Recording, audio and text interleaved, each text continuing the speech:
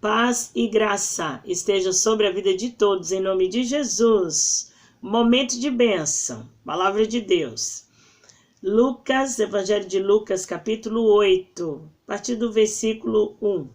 O título diz assim: As mulheres que serviam a Jesus com seus bens. E aconteceu, depois disto, que andavam de cidade em cidade, de aldeia em aldeia, pregando o evangelho do reino de Deus. E os 12 iam com ele. E algumas mulheres que haviam sido curadas de espírito maligno e de enfermidade, Maria, chamada Madalena, da qual saíram 7 demônios, e Joana, mulher de Cusa, procurador de Herodes, e Susana, e muitas outras que serviam com suas fazendas. Quer dizer, serviam com seus bens, né? Amém? Essas mulheres, elas serviam a Jesus com seus bens, né? Pegava tudo que tinha e para poder abençoar ali a obra de Deus. Amém? Então a palavra diz aqui que Jesus, ele andava pregando de aldeia em aldeia, de lugar em lugar. Ele saía a anunciar o reino de Deus. E os discípulos também estavam com ele, nesse momento que ele estava nessa grande missão de anunciar o reino de Deus. E o que é o reino de Deus? O reino de Deus é obediência à palavra de Deus. O reino de Deus é libertação, né? É cura, é transformação de mente. É muita bênção, né? Mas nesse caso aqui, essas mulheres faziam questão de pegar as suas riquezas para poder servir ao Senhor. Quer dizer, eu tenho algo que eu vou disponibilizar acerca da obra, para a obra de Deus, né? Porque nós sabemos que para andar de um lugar para o outro precisa de recurso. Não só agora, como antes também, no tempo de Jesus. E aí nós vamos perceber o cuidado dessas mulheres em manter essa obra, né? O título diz aqui bem claro: as mulheres que serviam a Jesus com seus bens. Então era algo precioso, né? As suas riquezas não era o que sobrava, não era o que dava, era o que tinha de melhor para poder patrocinar, proporcionar essa locomoção de um lugar para o outro. Mas essas mulheres também, a história aqui, a passagem aqui deixa bem claro que essas mulheres foram abençoadas por Jesus, né? Havia aqui algumas delas aqui com enfermidade. A outra, Madalena, foi liberta, né? Era uma mulher que tinha muitos demônios, foi liberta. E a gente pode ver aqui o que Jesus fez na vida de cada uma aqui. E aí eu te convido a olhar e ver o que Jesus fez. Aqui, nesse sentido, né, nessa passagem aqui, nós podemos observar que houve libertação, que houve cura, que houve aquebrantamento, desapego, né?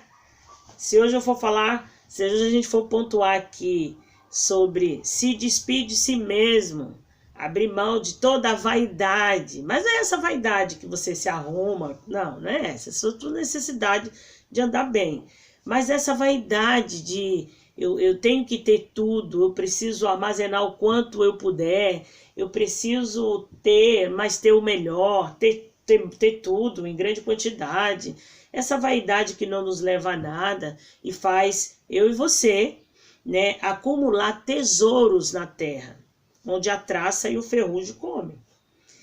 Então, quando Jesus aqui abençoou essas mulheres com essa nova oportunidade de ser livre, elas logo pegaram o que tinha, né, tudo que tinha, e foi servir ao Senhor com seus bens. E falando em libertação, uma das coisas que a gente muito vê, eu vou falar um pouco de mim. Eu era uma pessoa que eu bebia muito, muito mesmo.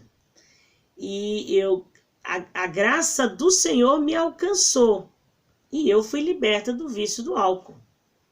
Então, nós podemos ver aqui que nenhum dinheiro no mundo vai pagar. Não vai. Não vai pagar. porque eu fui livre de algo que me aprisionava, né? E às vezes eu falava assim, não vou beber, vou deixar para dar um tempo, porque outro dia eu bebi demais, não vou beber. E era como se eu estivesse falando algo que não... É a mesma coisa de não falar nada. Porque quando eu me pegava, eu estava bebendo de novo. E às vezes eu falava, poxa, eu tô ficando boba, eu não tô tendo o controle. Porque muitas das vezes, viu, nós nos enganamos. Você engana você mesmo, viu? Achando que pode continuar ou pode ter o controle da sua própria vida, no sentido de que esse vício que acometeu a minha vida e que acomete a vida de tantas pessoas é algo que dá para ser controlado. Não dá para ser controlado. Quando a gente fala que é vício, é algo que não tem o controle. Então eu não tinha o controle, mas eu tinha aqui no meu coração um desejo muito grande de poder viver livre do álcool. Eu tinha esse desejo, que eu falei assim, eu sei que eu sou uma pessoa legal, mas eu vejo que o álcool me atrapalha em algumas coisas. E surgiu em mim esse desejo de parar de beber. Mas como fazer isso, né? Só com esse desejo? Não ia dar, não deu. Na verdade, não deu. Quando fui para Jesus, eu fui porque eu tinha um vazio muito grande dentro de mim. Eu passei muito tempo afastada do Evangelho. Eu conheci o Evangelho quando eu era adolescente. Na adolescência mesmo, eu me afastei. Então, eu me lembrei... Olha só, lembrei, tá? Porque às vezes, todas as vezes que nós estamos dentro de um vício, parece que foge a figura de Jesus da nossa mente. Parece não, foge. E aí eu me lembrei que com Jesus, que foi aquilo que eu aprendi na minha adolescência, eu poderia sair desse vício, viu? E foi tão interessante que eu não mudei o número do meu celular, eu não fiz outro Facebook, eu não mudei nada. Eu só pedi ajuda para Jesus. E me entreguei de um jeito que eu falei, não quero mais ser eu quero ser parecida com Jesus. E fui liberta desse vício. Então essas mulheres aqui, quando a palavra diz que elas serviram Jesus com seus bens, eu posso imaginar o tamanho da gratidão que elas tiveram com Jesus, né? Em relação ao vício.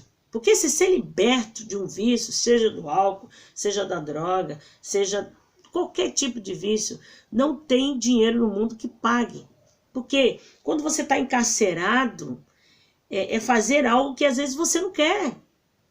E com Jesus você tem essa oportunidade de ter domínio próprio, de ter atitudes certas e precisas. Não são atitudes aleatórias, hoje é isso, amanhã é aquilo. Não, são coisas coordenadas, numa direção só, num sentido só. Tudo passa a ter propósito, é essa a palavra. Então, eu sou muito grata a Jesus pela libertação. E não foi só isso não, viu? Que teve mais coisas que Jesus libertou. Mas num outro momento eu vou falando. Então, eu imagino a gratidão dessas mulheres. E elas se despiram de tudo. Da sua própria vaidade, porque você imagina alguém pegar todas as suas fazendas e servir ao Senhor, quer dizer, todos os seus bens e falar, toma aqui Jesus, vai lá nessa cidade, vai na outra, anuncia aí tudo isso que é a palavra de Deus, que trouxe a mim essa libertação, né?